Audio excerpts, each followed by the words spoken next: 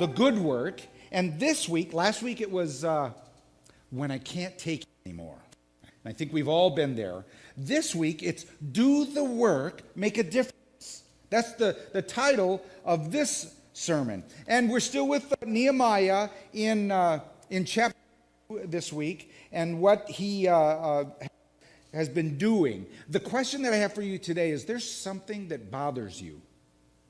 I'm not talking about like rush hour traffic here in Corpus Christi or potholes.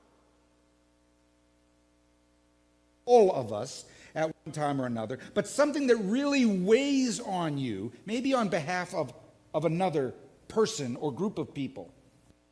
Maybe it's an injustice or a need that you someone who's been wronged by something. There's something that bothers you, someone hurting, someone abused, or sense of morality and justice in the world that makes your blood boil. I have a lot of those things. I've got a list. I'm not going to bring them to you because some of your names are on that list. I'm kidding. But the reason I ask you that question is because that you often bear also reveals the calling that you'll receive or you'll embrace. Many times the burden that we have, God has placed it there to direct us to the calling that He has on our lives. And this is one thing that Sharon and I discussed over the past 2 days. Discussed it for a lot longer than that. Is that when you're about to do something, when you have something that bothers you, something that disturbs you, and you start to do something about it, you never know when you're on the front end of something huge, something enormous, something big and monumental. Because you started it because it bothered you. And the reality is, if it bothers you, there are probably a whole lot of other people that it bothers as well. We have a friend, Minta Moore, who 10, 11 years ago, something bothered her. Children being trafficked right here in our community. And so it bothered her enough that she started to do something about it. And now, 12 years down the road, it's become a nonprofit organization that actually has a secret campus with 2 very substantial facilities for children who've rescued from human trafficking, sex trafficking, to go and be rehabilitated and to move them out of that hell into normal life. It started with a burden that one very small little woman had who's got a very big presence, and now she's on the middle or the back. I never imagined it getting this big. We rarely know when we're on the front end of something really special. That's how it started. There were 6 people in our home having Bible study, for a couple of years. And at one point, I came in and I said, God has called me to start a church. And I want to know if you 6 people will help us start that. And they said, 2 of them said, well, we were wondering when you were going to get around to listening to what God was telling you.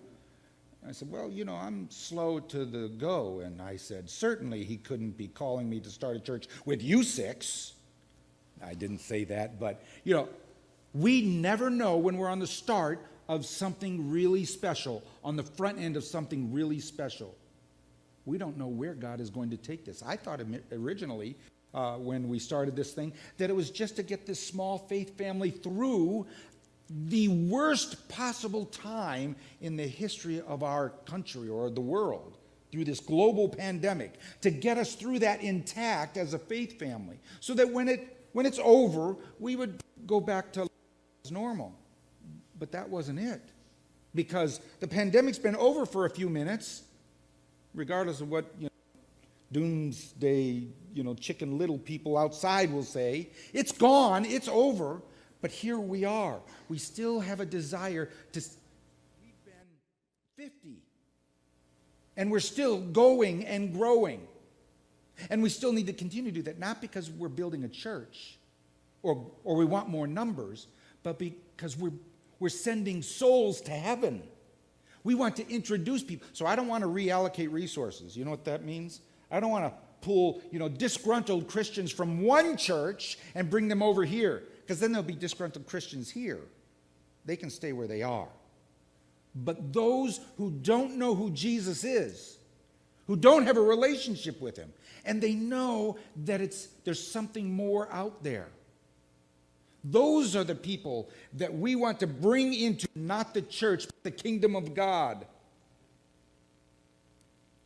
You saw a need, an opportunity to help, and you said, I guess it's going to be me. Why not me? I'm going to give it a shot. It's the burden that's in my heart, and I'm going to help out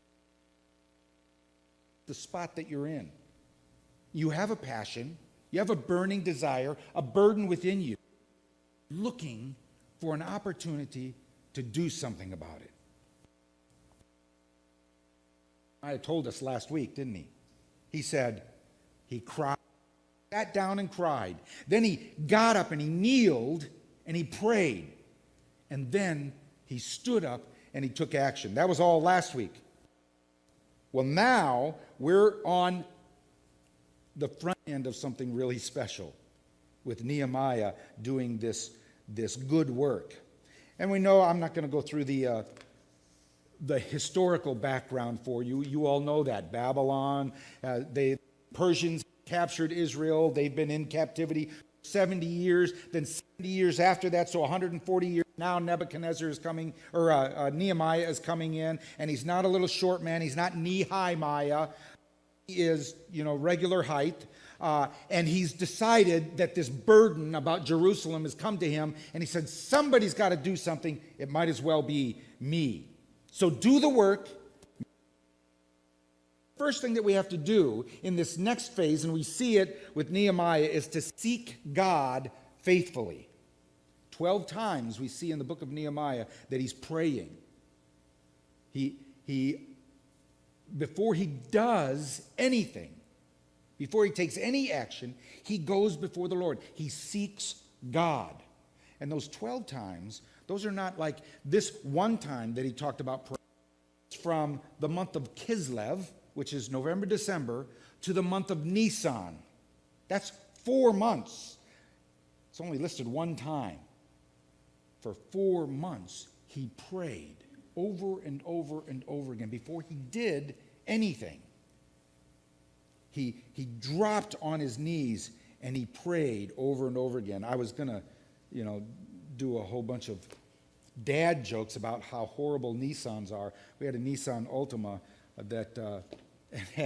and Tracy had a Nissan.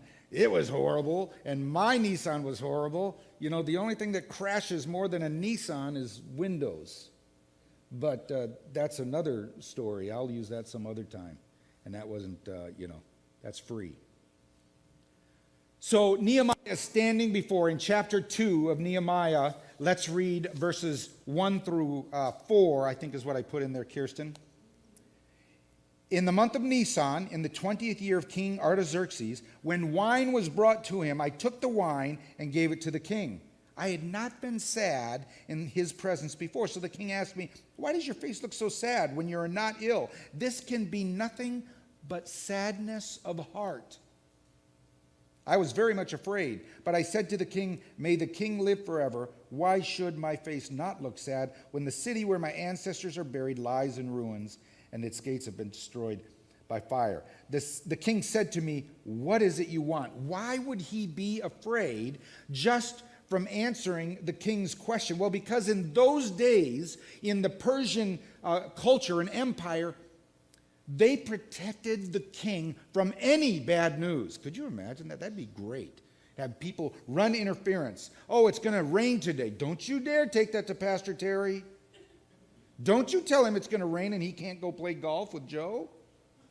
You tell him that, he's going to go to a Reese's peanut butter factory and have a tour. No bad news ever came to the king. If it did come to the king, the person bringing that bad news could be, taken out. And I don't mean to a Reese's company to have a tour. So that's why Nehemiah was afraid when the king. He could have been killed. It's tricky to approach the king with something that was unpleasant or a burden to him. This is the point that I want to make here, is that when it comes to prayer, when we lift our prayers up to God, there is nothing too big for God in regards to prayer, for his power, but there's also nothing too small for his heart. Sometimes we think that we have to go to God. Well, I don't want to bother God with this. I mean, it's stupid. I've got a broken fingernail or something. There is nothing too big for God's power, but nothing too small for God's heart. He cares about what bothers you, what annoys you, what breaks your heart, breaks his heart. Take it to him. And there's nothing too big for his power. When Sharon and I first went in the Salvation Army, we had no idea what it was going to be. She grew up in the Salvation Army. She kind of knew, but most of the time her parents were individual local corps officers, church pastors, leaders of a single unit. We had no idea. I was a former musician. What did I know about anything other than pushing 3 valves? I played literally for a job. She worked. She was a teacher. But we had no idea what God had in store for us. Do you know that 15 years into our ministry, God sent us to a place that was a $20 million, 53,000 square foot family center that was brand new. No one had ever, peed on the toilet seats before. No one had used the building before. I know that was kind of, Sharon's probably shaking her head saying, why does he do that? It just came into my head, so I said it.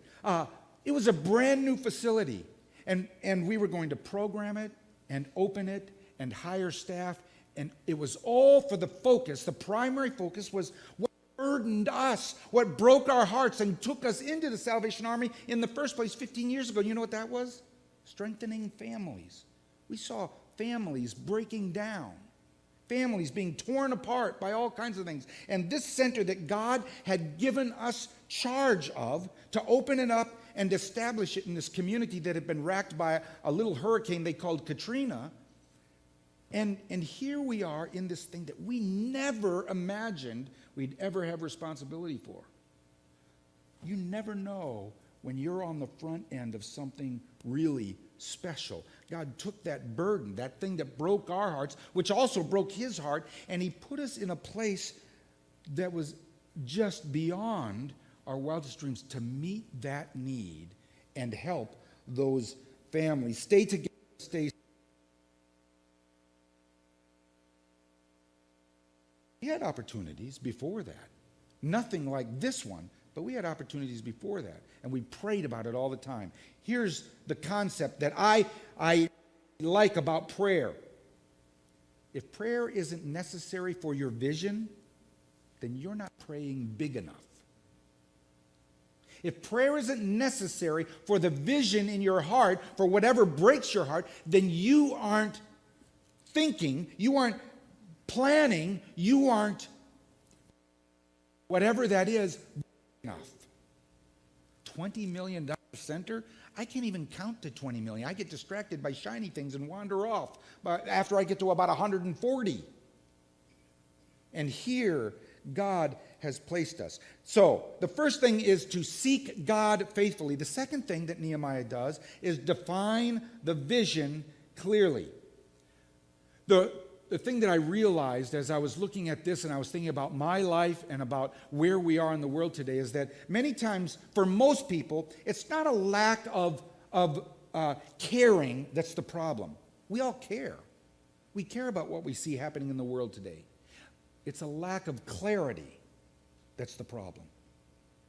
It's not a lack of caring that's the problem. It's a lack of clarity that's the problem. The king asked Nehemiah, "What can I do?" The king is asking him.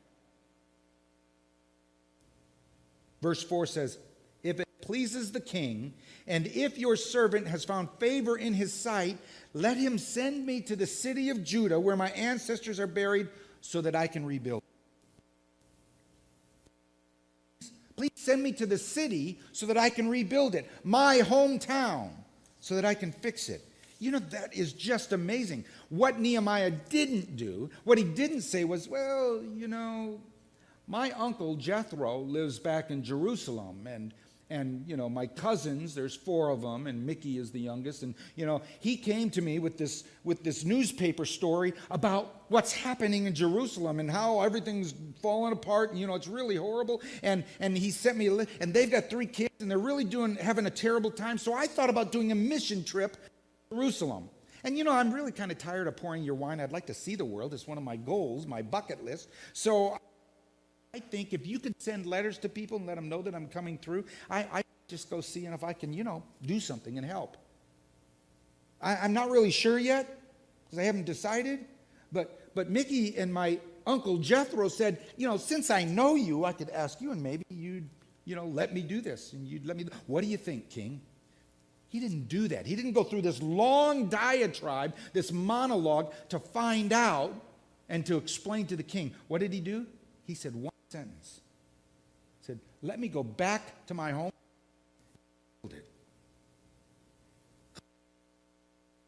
He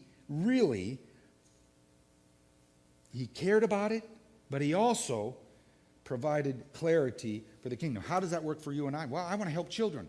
Well, what children do you want to help? You want to have children here, in this place, in this city, or across the world? And how do you help them? Do you want to hit their basic needs? Do you want to help them, those children who can't read? Do you want to help those children who don't have homes or are abused and neglected? What does help them mean? Is it education? Is it financial needs? Is it finding a principle that we often do? If you can't define it, you can't do it. When I was learning music, I'm a trumpet player. You know, I'd push valves and play notes. But my instructor at one point, Dr. Wira, she was a German music teacher, she would say, "Sing this." And I'm like, "Sing it? I'm not a singer." She says, "Sing this. If you can sing it, you can play it." That was her principle. And guess what? Darn it, she was right. If you can sing it, you can play it. If you can't, you can't do it. We have to have clarity. What is God leading you to do? In one sentence, what is God leading you to do? Think to the Salvation Army here in Corpus Christi. I spent a few weeks talking to the board members and some of the employees that I liked. I mean, all of the employees, of course. And I wanted to find out where the organization was. And the Salvation Army was doing so much. I mean, all of these things. But they were doing it at a very small, low level and very quiet. No one knew the Salvation, or a lot of people didn't know that the Salvation Army was still around in Nueces County. And so I sat down with the board, and I may have told this story before. And I said to them, if we lost 50% of our funding, this is the list of all the ministries, all the services that we provide for the community. What are the things that we would take off this list? And we took off about half of them. I said, if we lost 75% of our funding, what other things that we take off? And then I said, God forbid, if we lost 90% of our funding, what are the final 2 things that we would leave on this list of things to do? And they had 2. And I said, why did you pick those 2 things? And they had some answers and some ideas. And one person said, well, because those 2 things are we're the only ones who do those 2 things. No one else in Corpus Christi does them. I said, That's it. That's who we are. That's what we will do. We will focus on those two things, and we will do them better than anyone else, and we will trust the other organizations to do all those things that you've said other organizations do. That became our one sentence. It was this: we're going to help intact families and serve veterans, homeless veterans in need here in Nueces County. That was it. A lot of good things came to us during that time. People wanted us to, help single men with puppies. And that's a good thing. But that wasn't our focus. This we were going to be great at. This someone else could do. And we'd send them to an organization that has a single men's shelter with a pet kennel area. So we focused on what we did. That one sentence. In a sentence, what is God leading you to do? Send me to Judah so I can rebuild the city.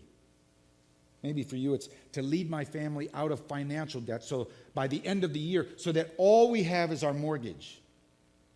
Maybe it's, I want to have a personal conversation about Jesus with every person in my high school or my college or my workplace or my neighborhood or my family. Some of you all have big families, and sometimes they come to church. Last week we were all heavy on this side, and now we're about balanced. I think it's good.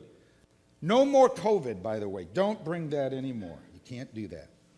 Maybe it's to donate $100,000 to Living Word Church by the time you're 50 or 60 or 70, wherever you are on that spectrum. Please do that. That would be great.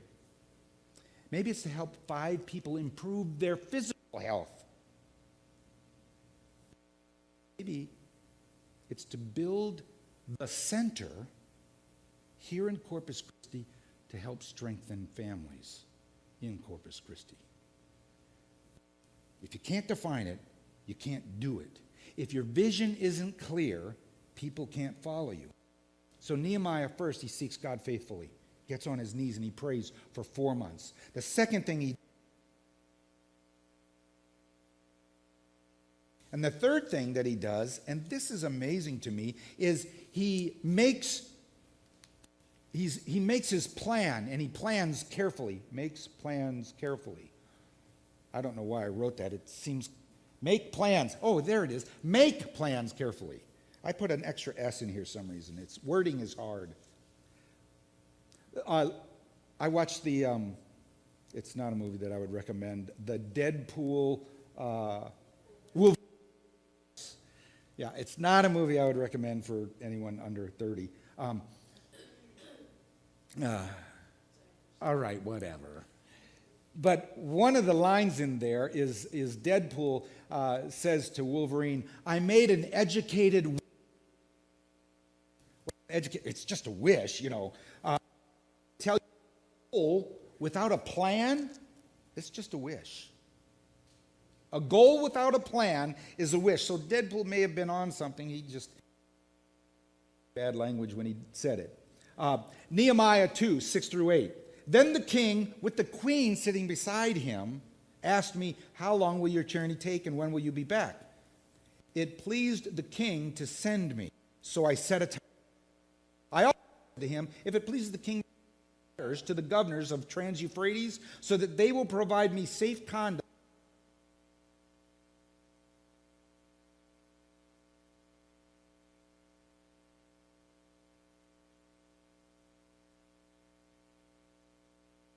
Since I will occupy. And because the gracious hand of my God was on me, the king granted my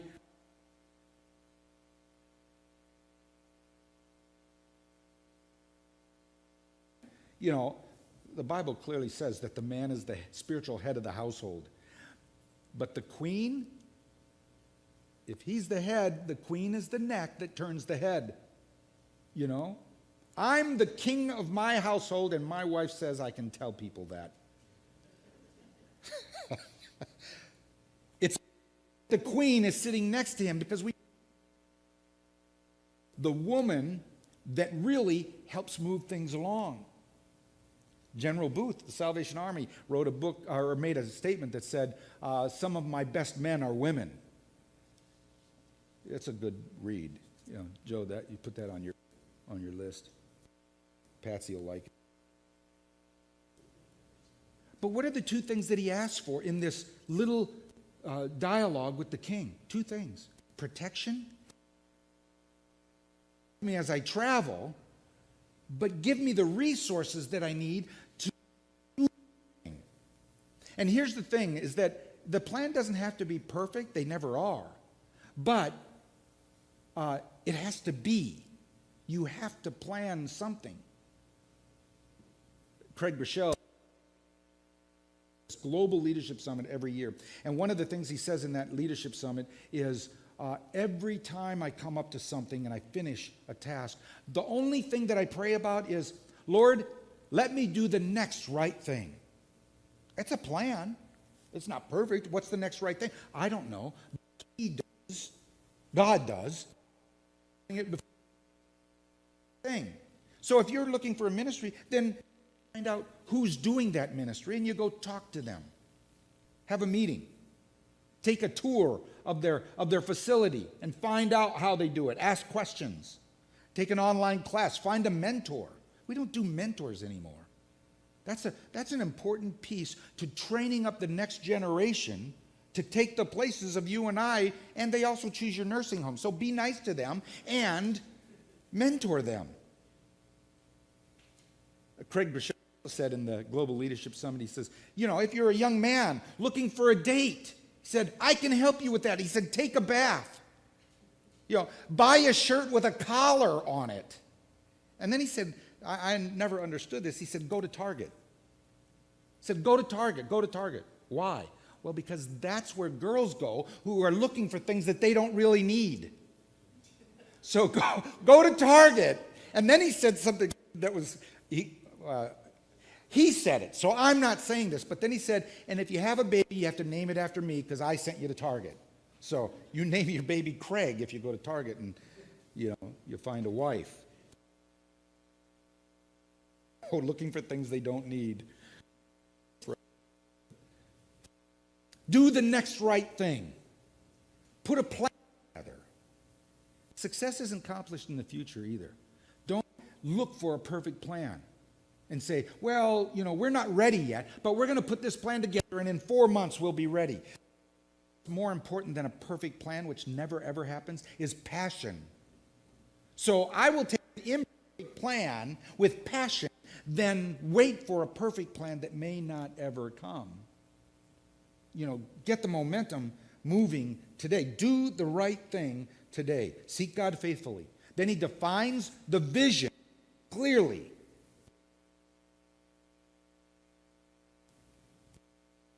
Make plans carefully. Then he makes plans carefully, or his plan carefully. It's just not firing. I need more caffeine. The fourth thing that he does, and this is an area that is difficult for me at times, he inspires people passionately. Next week we're going to see he comes against some opposition. It's going to get tough next week. People are going to stand in his way. It's going to get really, really hard. There's going to be discouragement and distraction and frustration and fatigue. And he's going to ask questions. Nehemiah and the people are going to ask questions. Is this all worth it? What are we doing here? And Nehemiah has to stand in front of the people and he has to inspire them passionately, even if personally he may not believe that it's going to happen. How can I say that of him? Because I've been there too. Where I'm attempting this thing because God told me to do it, and it's so much bigger than anything I could ever do on my own. And I look at it and I just get exhausted. And I think, I'm not going to be able to do this. And I'm right. I'm not going to be able to. But I still have to inspire and talk to people and keep them on board and on task. Verse 17 and 18 in chapter 2. Then Nehemiah said to them, you see the trouble we are in.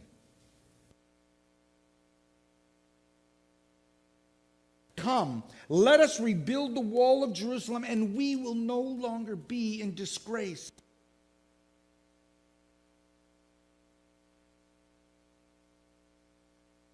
See, you don't inspire people to faith in you.